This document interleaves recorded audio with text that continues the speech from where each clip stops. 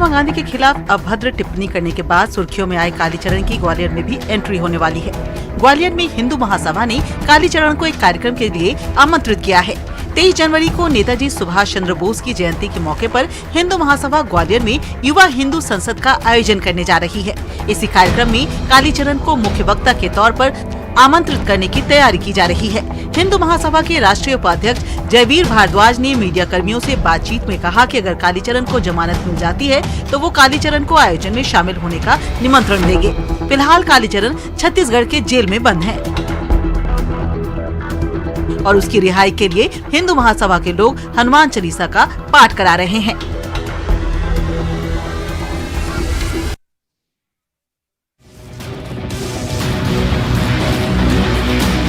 हमें ना तो किसी का डर है, ना ही किसी की जान की परवाह।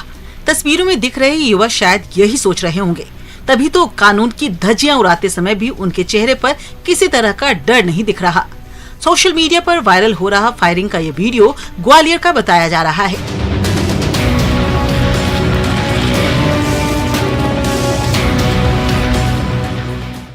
जहां जश्न के दौरान कुछ युवा कट्टे से फायरिंग करते नजर आ रहे हैं।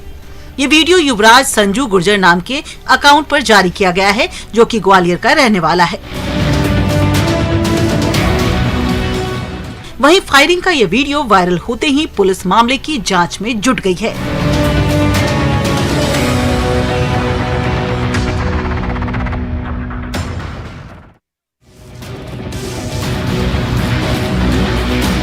वैक्सीन अभियान को सफल बनाने के लिए हमारे स्वास्थ्य और आंगनवाड़ी कार्यकर्ता अपनी जान की भी परवाह नहीं कर रहे। ये तस्वीर डिंडोरी के पतरी उड़ान गांव की है, जो नर्मदा और खरमेर नदी से घिरा हुआ है और इस गांव तक पहुंचने के लिए लकड़ी की डोंगी में बैठकर नर्मदा नदी को पार करना पड़ता है, जो काफी जोखिम भरा है। लेकिन स्वास्थ्य कर्मचारियों को अपनी जान से ज्यादा यहाँ रह रहे 32 परिवारों के लोगों की जान की परवाह है। लकड़ी की डोंगी में नर्मदा नदी को पार करने के दौरान जरा सी चूक कितनी खतरनाक साबित हो सकती है, इसका अंदाजा बड़ी आसानी से लगाया जा सकता है। बावजूद इसके स्वास्थ्य और आंगनवाड़ी कार्यकर्ता पूरी शिद्दत के साथ अपनी ड्यूटी निभा रही हैं। इसी का परिणाम है कि गांव के 79 लोगों को वैक्सीन के दोनों डोज लगाए जा चुके हैं। वैक्सीन के प्रति स्वास्थ्य और आंगनवाड़ी कार्यकर्ता का जज्बा देख अधिकारी भी हैरान हैं और उनकी जमकर तारीफ कर रहे हैं।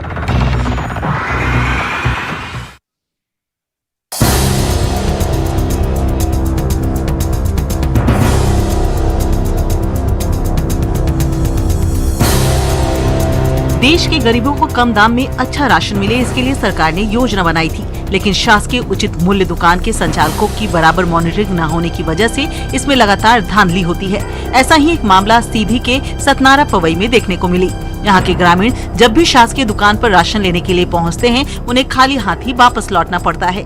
ये सिलसिला पिछले 3 महीने से चल रहा है। ग्रामीण कई बार प्रशासन से इसकी शिकायत भी कर चुके हैं, लेकिन कोई सुनवाई नहीं हुई। इससे नाराज ग्रामीणों ने शासकीय राशन दुकान के बाहर ही जमकर हंगामा किया। साथ ही ग्रामीणों ने दुकान में ताला भी लगा दिया और मामले की शिकायत करने कलेक्ट्रेट पहुँचे। ग्रामीणों का कहना है कि सरकार ने फ्री राशन देने की योजना जरूर बनाई है, लेकिन ग्राउंड लेवल पर इसकी हकीकत कुछ और है। ग्रामीणों ने दुकान संचालक पर 3 महीने से राशन वितरण न करने का आरोप भी लगाया। वहीं जिम्मेदार अधिकारियों ने पूरे मामले में जांच का आश्वासन दिया है। साथ ही दोषियों पर कार्रवाई करने और ग्रामीणों को राशन दिलाने का भरोसा दिलाया है।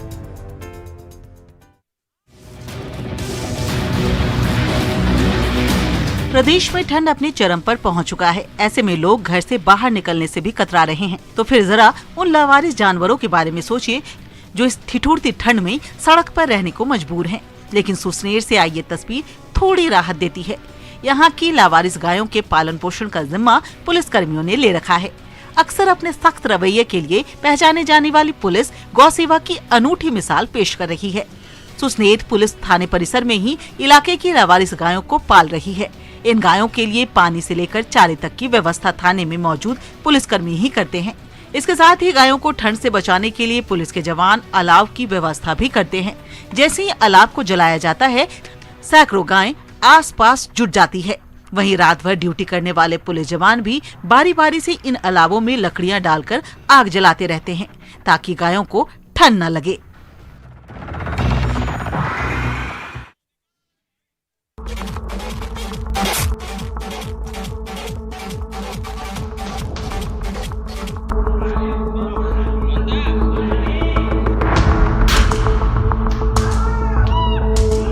छतरपुर में कार्यक्रम में हुए फायरिंग का वीडियो सोशल मीडिया पर काफी वायरल हो रहा है। वीडियो में आप देख सकते हैं कि डांस कार्यक्रम के दौरान एक युवक स्टेज पर पहुंचता है और देसी कट्टे से फायरिंग करता है, जिसके बाद कुछ लोग उसे समझा बुझाकर नीचे उतारते हैं।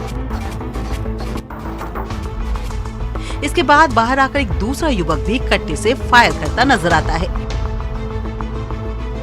फायरिंग का ये वीडियो डिमलहरा के उजरा गांव का बताया जा रहा है। वहीं पुलिस अब वायरल वीडियो की जांच पड़ताल कर ये पता लगाने की कोशिश में जुट गई है कि वीडियो कब का है और कहां का है।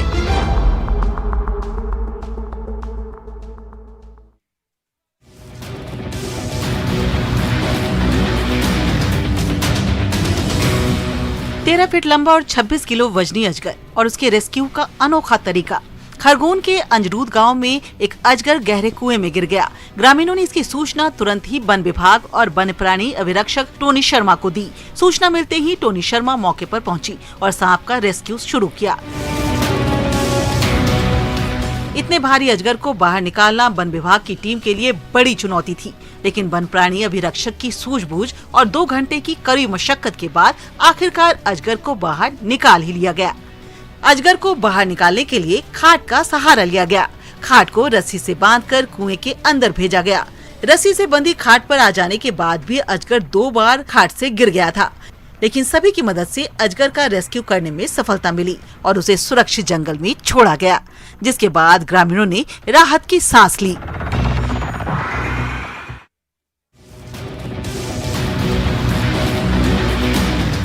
पहले दुर्ग और अब भिलाई। जावेद हबीब के विवादित वीडियो का मामला बढ़ता ही जा रहा है। वीडियो के वायरल होने के बाद से ही लगातार प्रदर्शन किया जा रहा है। नया मामला भिलाई से आया है।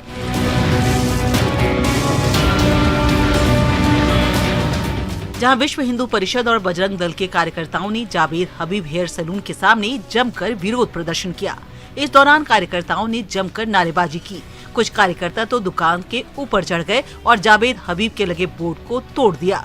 इस पूरी घटना के वक्त प्रदर्शनकर्ताओं को रोकने के लिए मौके पर भारी पुलिस बल को तैनात किया गया था, लेकिन प्रदर्शनकर्ता नहीं रुके और उन्होंने जमकर तोड़फोड़ की। बजरंग दल का कहना है कि जहां भी जावेद हबीब का सैलून होगा, उसका विरोध कर उसे हटाया जाएगा।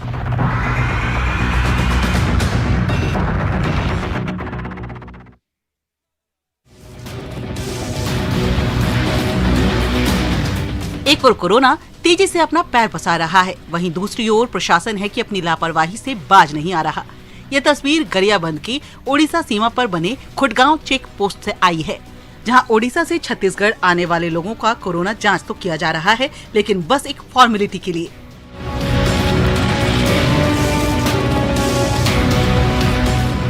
ऐसा हम क्यों कह रहे हैं, ये भी बताते हैं आपको।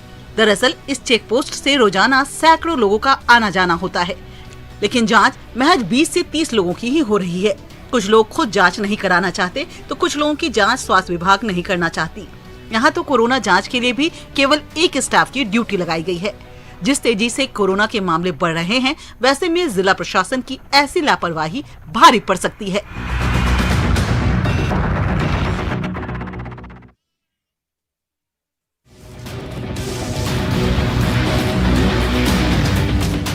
मध्य प्रदेश में सर्दी का सितम जारी है। यहाँ पूरे प्रदेश में कड़ाके की ठंड पड़ रही है। पहाड़ी इलाकों में बर्फबारी के कारण भोपाल सहित शाजापुर, गुना, मंदसौर में तापमान में भारी गिरावट देखी जा रही है। शाजापुर में न्यूनतम तापमान 5 डिग्री तक पहुँच गया है।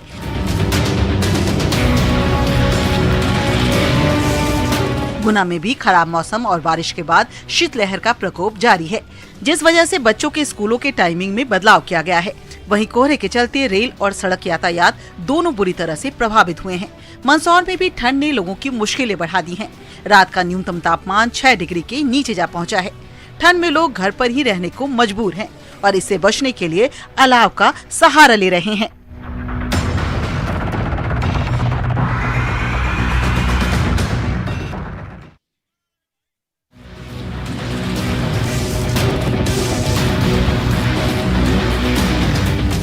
श्योपुर में पेयजल की समस्या से परेशान महिलाओं ने नगर परिषद पहुंचकर जमकर हंगामा किया। जिले के विजयपुर नगर के वार्ड नंबर 1 के करीब 15 से 20 घरों में लंबे समय से पेयजल सप्लाई नहीं दी जा रही। इन परिवारों में से ज्यादातर लोग नल कनेक्शन भी करवा चुके हैं। इसके अलावा नगर परिषद के कर्मचारियों के कहने पर इन लोगों ने अपने खर्चे पर पाइपलाइन भी खरीदा और खुद इसे जमीन में भी गाड़ चुके हैं। इन सब के बावजूद साफ पानी उनके घरों तक नहीं पहुंचा। हद तो तब हो गई जब वार्डवासी अपनी समस्या लेकर नगर परिषद पहुंचते हैं तो समस्या का समाधान करने के बजाय सीएमओ उन पर एफआईआर करने की भी धमकी देता है। ऐसे में यहाँ की महिलाएं एकजुट होकर सीएमओ NL करोलिया के दफ्तर पहुंची और जमकर खरी खोटी सुनाई और उन्हें 1.5 घंटे तक उनके दफ्तर से बाहर नहीं जाने दिया, जिसके बाद सीएमओ ने पुलिस और महिला सफाई कर्मियों को बुलाकर महिलाओं को कार्यालय से बाहर निकलवा दिया। नगर परिषद में हुए इस हंगामे का वीडियो सोशल मीडिया पर जमकर वायरल हो रहा है।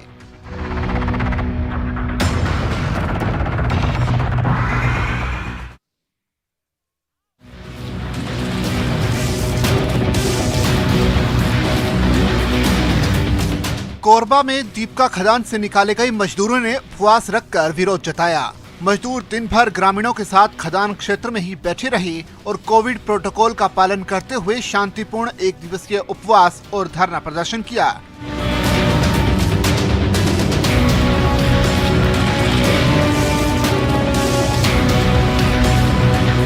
इस दौरान CHP और साइलो से निकाले गए ठेका मजदूरों की 15 दिन के भीतर बहाली की मांग की गई। साथ ही मांग पूरी नहीं होने पर 13 जनवरी को ठेका कंपनी कार्यालय के सामने अनिश्चितकालीन धरना प्रदर्शन करने की भी घोषणा की गई है।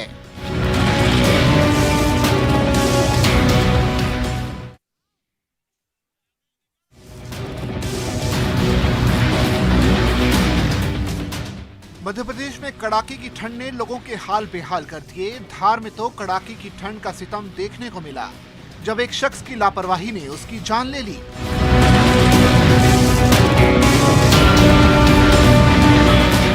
धार के गांव चंदवाड़िया कला में एक बुजुर्ग व्यक्ति शादी समारोह में शामिल होने आया था। विवाह समारोह में शामिल होने के दौरान शराब के नशे में वो गांव में बने मंदिर के पास खुले में ही सो गया। लोगों ने सुबह उठकर देखा तो बुजुर्ग मोहन की मौत हो चुकी थी। लोगों ने इसकी सूचना पुलिस को दी और पुलिस ने मौके पर पहुंचकर जांच शुरू की। प्रारंभिक जांच में पाया गया कि बुजुर्ग की मौत अधिक ठंड की वजह से हुई है। फिलहाल बुजुर्ग का पोस्टमार्टम करवाया गया है और पुलिस जांच कर रही है।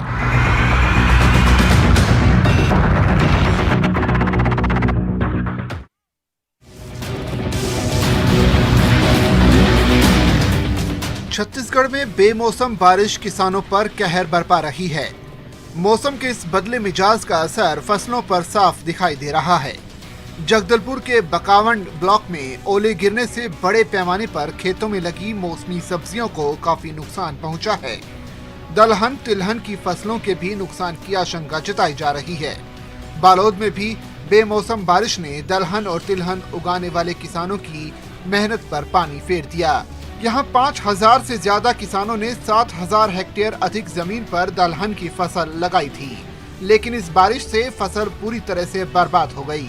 वहीं बिलासपुर में तो मौसम के बदले मिजाज के कारण धान खरीदी का काम पूरी तरह से ठप हो गया है, जिस वजह से किसान काफी परेशान हैं।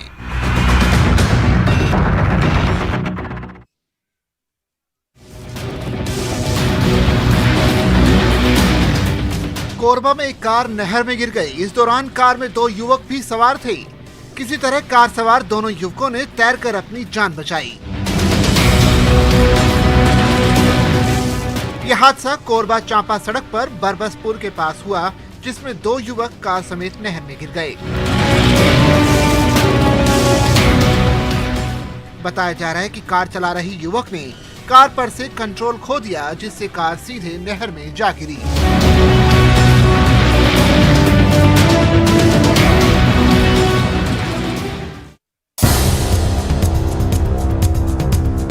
टार्जन फेम अभिनेता हेमंत बिर्जे और उनकी पत्नी मुंबई पुणे एक्सप्रेसवे पर एक हादसे का शिकार हो गए, जिसमें दोनों को मामूली चोटें आई हैं। इस दौरान उनके साथ कार में उनकी बेटी भी थी, जो बिल्कुल सकुशल है। वहीं हेमंत बिर्जे और उनकी पत्नी का इलाज पुणे के पास पावना स्थित अस्पताल में चल रहा है। बताया जा रहा है कि हेमंत बिर्जे की कार ओवर स्पीडिंग के चलते उर्स टोल प्लाजा के पास सड़क के डिवाइडर से जा टकराई, जिस वजह से ये हादसा हुआ। बता दें कि हेमंत ने बॉलीवुड को superhit film adventures of Tarzan दी है, जो आज भी लोगों के बीच काफी लोकप्रिय है।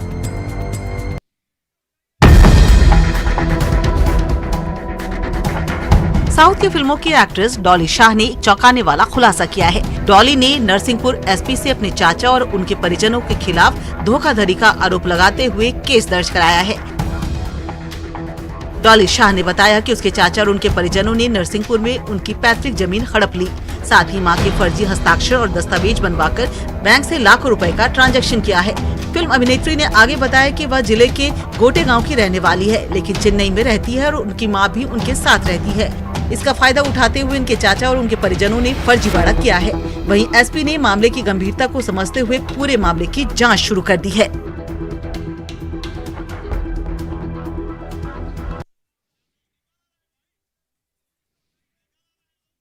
दिल्ली में पुलिस वालों पर कोरोना का खतरा एक बार फिर से बढ़ने के साथ ही उनके लिए कई जगहों पर कोविड केयर सेंटर तैयार कर दिए गए हैं। दिल्ली में 1000 से ज्यादा पुलिस वालों के कोरोना की चपेट में आने के बाद उनके इलाज के लिए अलग से कई इलाकों में कोविड केयर सेंटर बना दिए गए हैं। ऐसा ही एक 7 मंजिला सेंटर राजधानी के शाहदरा में तैयार किया गया है, जिसमें कोरोना से जूझ रहे पुलिस वालों के लिए ऑक्सीजन बेड से लेकर आईसीयू बेड और उनके इलाज के लिए दूसरे सभी इंतजाम किए गए हैं। बताया गया कि इस तरह की सुविधाओं वाला एक कोविड केयर सेंटर रोहिणी इलाके में भी खोला गया, जहां पॉजिटिव होने के बाद पुलिसकर्मी और उनके घर वाले जाकर भर्ती हो सकते हैं। आपको बता दें कि राजधानी दिल्ली में 1000 से ज्यादा पुलिस वाले कोरोना पॉजिटिव हो चुके हैं और ऐसे में दिल्ली सरकार ने उनके लिए खास इंतजाम शुरू कर दिए हैं ताकि उनके इलाज में कोई परेशानी ना आए।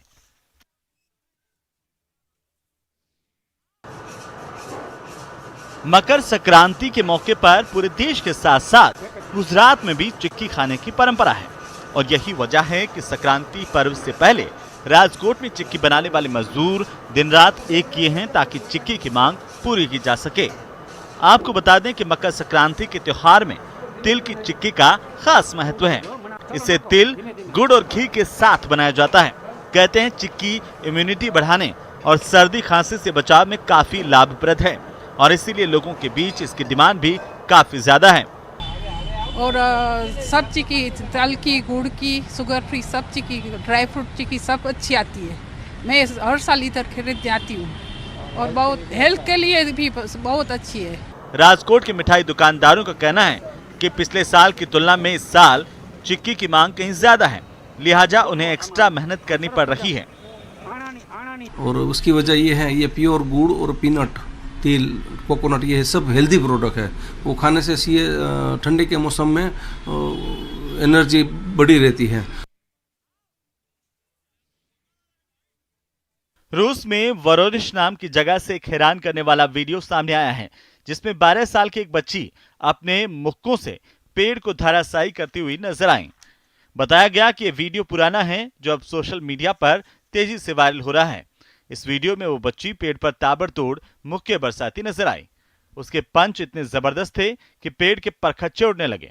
जंगल में मुक्केबाजी की प्रैक्टिस कर रही ये बच्ची एक पेड़ के पास पहुंची और उसने तने को निशाना बनाकर पंच जड़ना शुरू किया। उसके मुक्के इतने दमदार थे कि वो मजबूत पेड़ भी उसकी मार नहीं झेल पाया। चोट और दर्द की परवाह किए बिना वो बच्ची ताबड़तोड़ मुक्के बरसाती नजर आई। देखते ही देखते उसने पेड़ को बीच से तोड़ दिया। बताया जा रहा है कि एवनिका नाम की इस बच्ची के पिता भी बॉक्सर हैं और उसे रोजाना वे कड़ी ट्रेनिंग देते हैं। मुक्के बरसाकर पेड़ को तोड़ना भी उसी का एक हिस्सा है। वैसे ये लड़की मूल रूप से कजाकिस्तान की है, जिसका परिवार अब रूस में रहता है। 3 साल की उम्र से बॉक्सिंग की ट्रेनिंग ले रही यह लड़की 1 मिनट में 650 मुक्के मारने का रिकॉर्ड बना चुकी है।